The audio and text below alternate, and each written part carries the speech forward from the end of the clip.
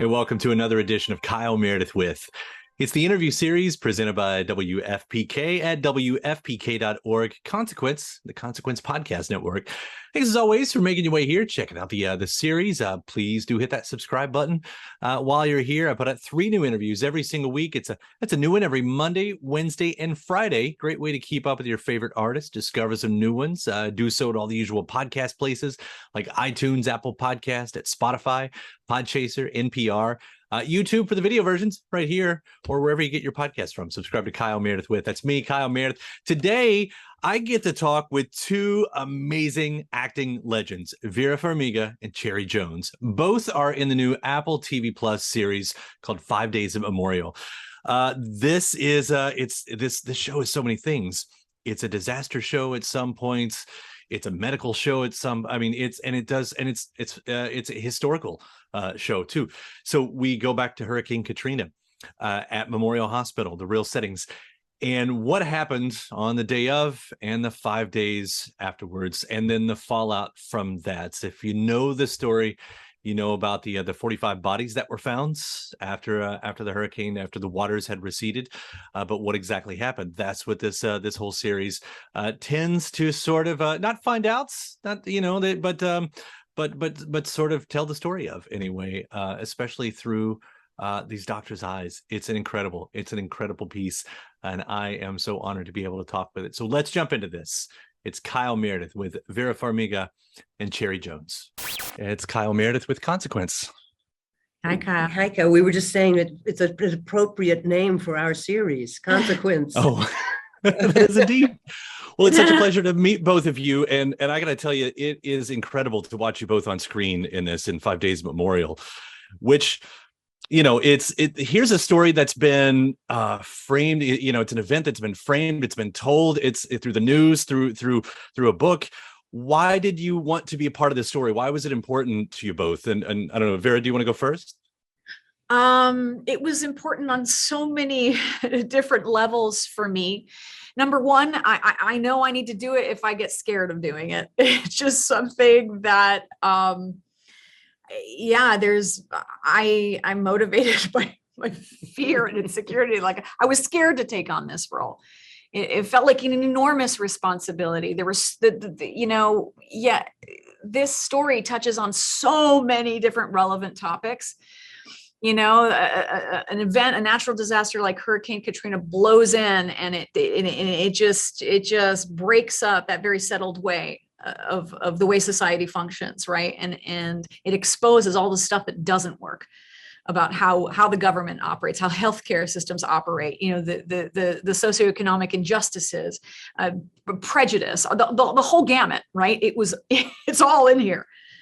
And so, like, it's a powerful piece. It's this incredible disaster action-packed movie thriller, but it's also it's vital, and it's important. This story, it's a way of looking at our past, which is eerily reminiscent of what our healthcare workers have been going through as of late with the pandemic. What happened in the great city of New York in the absence of national strategy and preparedness, right?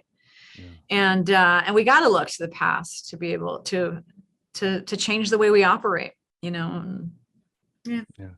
And Cherry, it's kind of the same question for you, because here you all have these characters that you take on that almost have this moral ambiguity, that's kind of painted throughout. What was it for you, Cherry, that was important for this story? Well, I just mentioned earlier that I saw the first article about the bodies having been found in the New York Times a couple of weeks after the waters had receded. And I had immediately such sympathy for the poor family members who'd lost their loved ones at that hospital, and they were away from them and all of that. But I also had tremendous sympathy for the doctors and nurses, knowing that there was no way any of us could imagine what they had gone through and what the terrible responsibilities they were carrying through all of this in the most horrendous of circumstances, with bodies degrading, their own included, from heat, and their minds being affected by lack of sleep And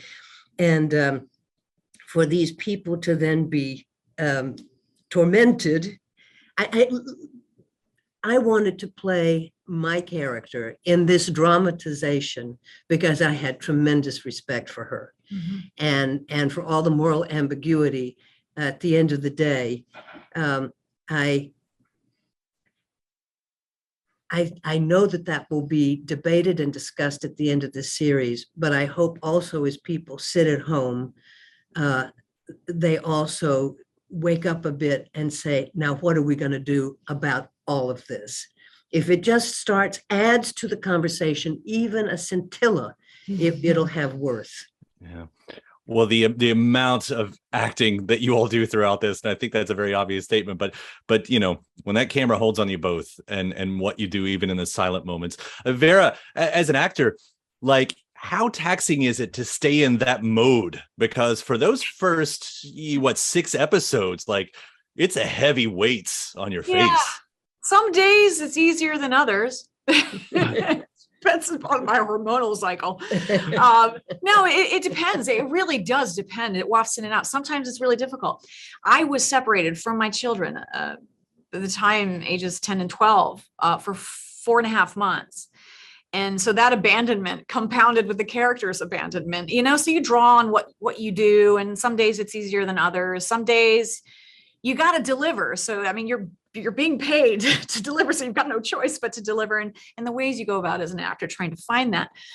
When you can't find it, you always go back to your scene partner and you take it off the scene partner, and you take it from anything you can gather, whether it's diapers on the floor with feces, you figure it out. I mean, the set design was so incredible. The details, the job was done for us because we just, the art direction, the set design were so epic and nuanced that, you were just there visually. I had the pleasure of going through that set with Sherry Fink, who wrote 5 Days at Memorial, the book, and she was blown away. Yeah. She said she literally walked on the set and said, "Oh my gosh, and there should be a soda machine right around." It's there. I mean, it was absolutely. I think there was one really potted. There was one Really? potted palm that she wasn't sure would have been there. But I mean, it was. The eye for detail was extraordinary. Yeah, I'm sure that does so much help too. Yeah, Cherry, and coming from like Succession, The Handmaid's Tale, these stories in their own ways of stories of caution. Like, do you find that there's a reason why you're drawn to those type of those type of stories? Yes, because I'm hopeful. But stories of caution have some worth at the end of the day. and in these moments, like there are moments in this where it's so like hope does not feel like it's going to be there. No, it does not. But when you give people tools, dramatic, artistic tools, to sort of look at situations in a different light, anything that gets us thinking socially is good. Yeah. And Vera, even your character, I mean, the conflict, I don't know if your character has the conflict, but as the viewer with her faith, with her religion, as in one part of the show, we're talking about doctors playing God, and like how much of that's, maybe in your head and the backstory did you have to keep as you were progressing forward? Oh, that's an interesting question. I didn't, the phrase playing God doesn't mean anything to me because I didn't judge my character at all. Like, there's no judgment for her. But what was important to me was her relationship with God and her spirituality. And it's not often that you get to explore that facet of a characterization. How does that character have a superpower? Does that character have a concept of God that is so incredibly meaningful and integral to the mindset of that character and what that character relies on and how she operates? And it was a huge part of this one, which was incredible for me to explore. And certainly I mean, I can't speak for Anna. I don't even pretend to, but I'm sure it would be something, because she has spoken about it, what that relationship meant to her, and how much she relied on it. Yeah. Well, the whole conversation's on right and wrong and what this offers. It's such an interesting thing, and it's so well done. Thank you all both so much for the work that you've done. And seriously, it was so great to meet you. Thank you so much for taking the time to do this. Oh, thank you for wanting to. Right. And thanks to my guest. Also, thanks to you for checking out the episode in the series. Before you get out of here, hit that subscribe button. Again, you get 3 brand new interviews every single week, new one every Monday, Wednesday, and Friday at right here on YouTube, or of course anywhere in podcast land, including iTunes, Apple Podcasts, Spotify, Podchaser, NPR, or WFPK.org as well. A great way to keep up with your favorite artists and discover new ones as well. Then after that, actually head over to WFPK.org. That's where I do a show Monday through Friday, 6 p.m. Eastern. It's an hour full of song premieres, music news, anniversary spins, bonus interviews, Monday through Friday, 6 p.m. Eastern at WFPK.org.